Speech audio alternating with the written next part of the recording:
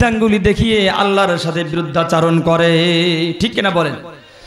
অথচ আল্লাহ রাব্বুল আলামিন পবিত্র কোরআনুল কারিমে সূরাতুল আরাফের 179 নম্বর আয়াতে 179 নম্বর আয়াতে কত সুন্দর করে জানিয়ে দিলেন, যারা রোজা রাখো না, মনোযোগ দিয়ে শোনো রে বান্দা, হে আশরাফুল মাখলুকাত, তুমি তো শ্রেষ্ঠ মাখলুক মনে করো, দাবি করো, আল্লাহ পাক তোমার জন্য কি বললেন কান খুলে শোনো।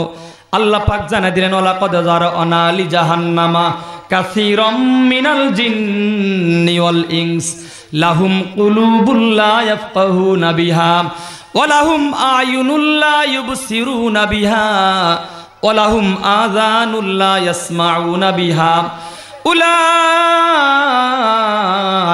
কাল আনআমি বাল হুম আদাল উলাইকা হুমুল গাফিলুন। বলি নাউযুবিল্লাহ।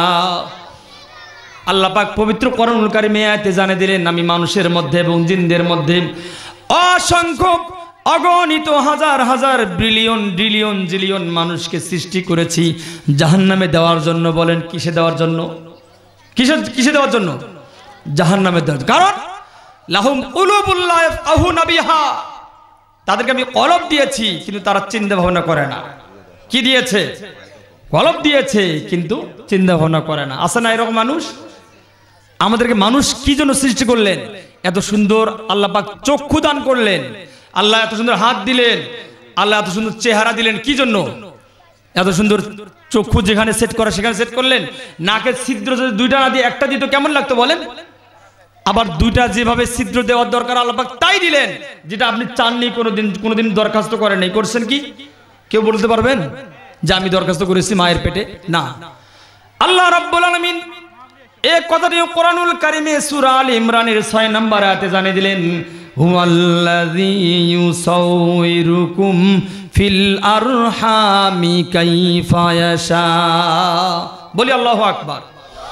আল্লাহ পাক জানিয়ে দিলেন, আমি মানুষদেরকে মায়ের রেহেমের ভিতরে, মায়ের পেটের ভিতরে আমি মহান মালিক, মহান রব, তাদেরকে যেমন ভালো চেয়েছি, যেমন ঠোঁট দিলে ভালো লাগবে, যেমন চক্ষু দিলে ভালো লাগবে, যেমন চেহারা অবয়ব করে সৃষ্টি করলে ভালো লাগবে রে বান্দা, এমন করে আমি তোমাদের মায়ের পেটে সৃষ্টি করেছি।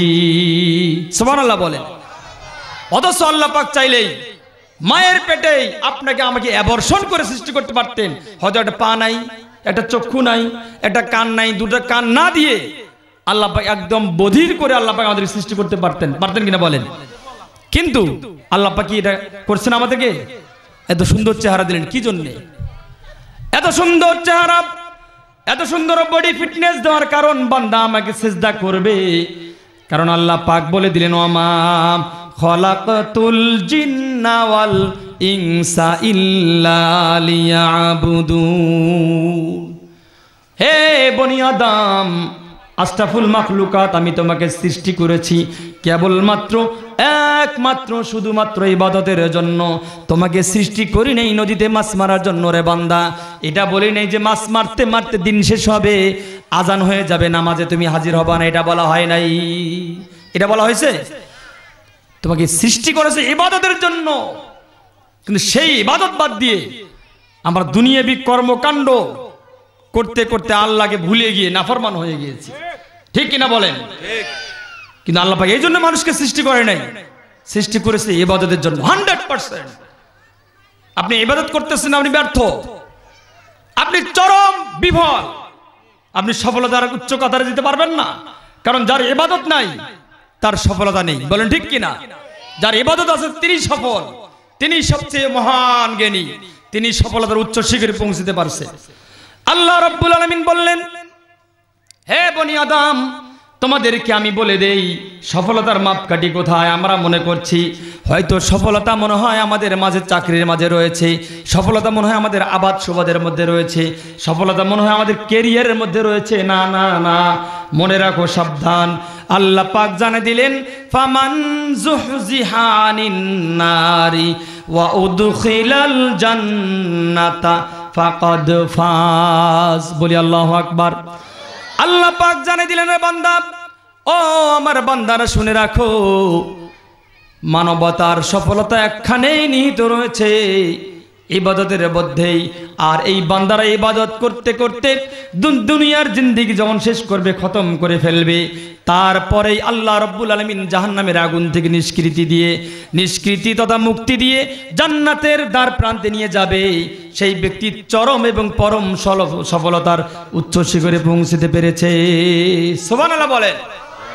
তাছাড়া সফলতা নাই। কিন্তু আমরা সফলতা খুঁজি কোথায়? চাকরিতে। সফলতা খুঁজি টাকায়, সফলতা খুঁজি ব্যবসায়। বলেন ঠিক কি না?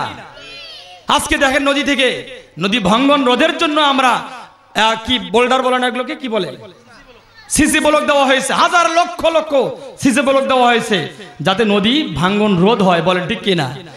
আর আমরা আবার কি করতেছি? এই নদী থেকে আবার বালু উত্তোলন করে যাতে সিসি ব্লকগুলো নিচে চলে গিয়ে নদীটা আবার আমাদের বাড়ির সামনে আসে, দরজার সামনে আসে। আবার নদী আমাকে কেমনে গ্রাস করবে সেই প্ল্যান পরিকল্পনায় মত্ত হয়েছে। বলেন ঠিক কি না?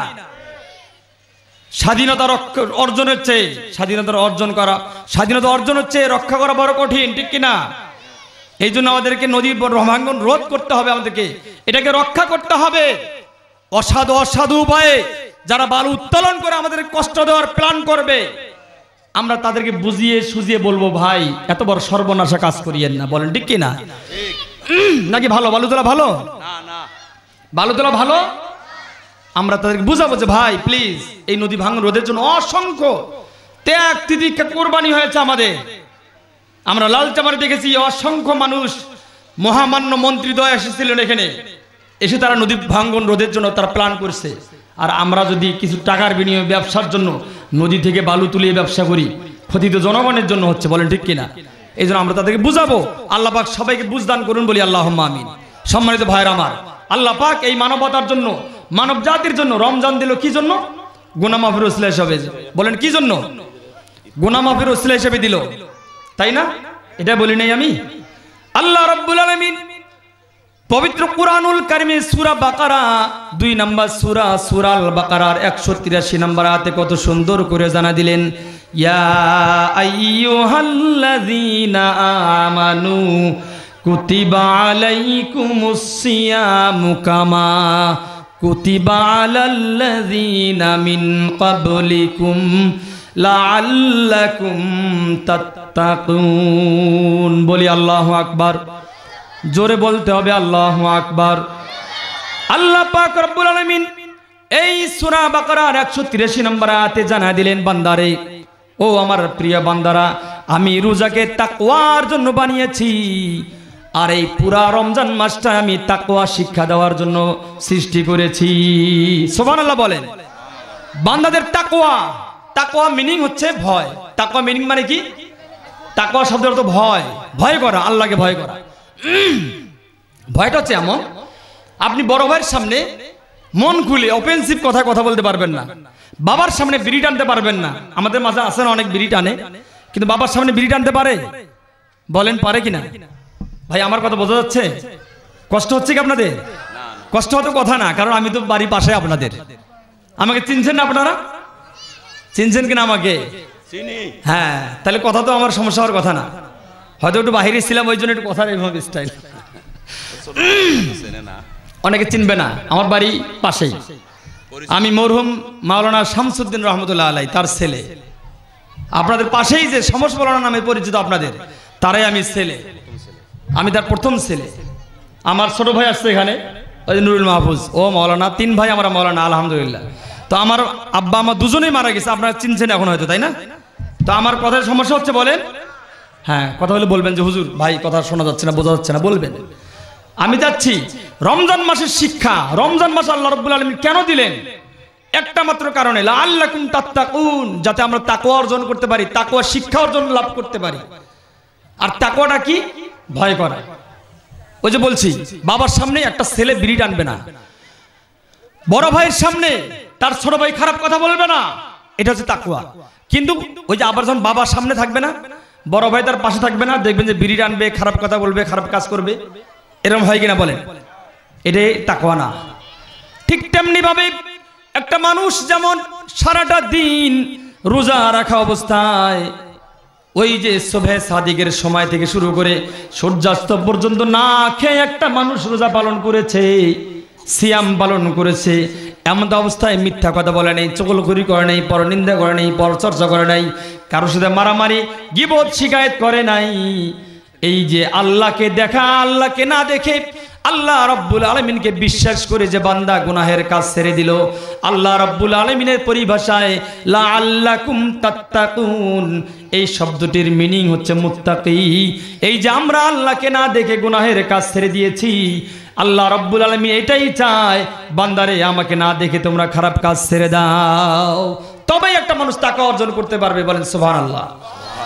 পক্ষান্তরে আমাদের এটাও ধারণা রয়েছে, দিনের বেলায় মনে হয় আল্লাহ পাক রব্বুল আলামিন বেশি দেখেন, কিন্তু ইফতারের পর রাত্রি কালো হয়ে যায়, দিন থাকে না, আমার পাশে কেউ থাকে না, আমি যদি একাই খারাপ কাজ করি, বিড়ি টানি, কারো অন্যায় অপকর্ম করি, মনে হয় আল্লাহ পাক দেখে না।